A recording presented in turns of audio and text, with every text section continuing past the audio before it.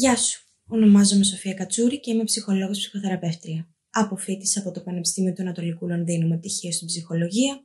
Συνέχισα σε μεταπτυχιακές σπουδές πάνω στην θετική ψυχοθεραπεία στο Πανεπιστήμιο του Κεντρικού Lancashire της Αγγλίας και έπειτα αποφάσισα να προχωρήσω στην πλήρη εκπαίδευση αυτής της προσέγγισης στην Παγκόσμια Ένωση Θετικής και Διαπολιτισμικής Ψυχοθεραπείας στη Γερμανία. Η θετική ψυχοθεραπεία δεν θα σε βοηθήσει μόνο στο να αντιμετωπίζεις δυσκολίες του σήμερα, αλλά και να κατανοήσεις σε ένα βαθύτερο επίπεδο τον εαυτό σου, να ξεκλειδώσεις τις δυνατότητές σου, δίνοντάς σου εργαλεία που θα σε βοηθήσουν να αντιμετωπίσεις προκλήσεις μακροπρόθεσμα.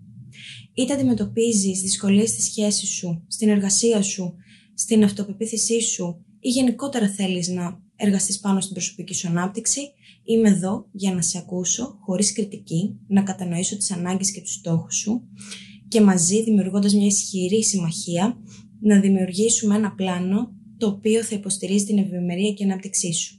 Θα χαρώ πολύ να είμαι δίπλα σε αυτό το ταξίδι, ανυπομονώ να σε γνωρίσω.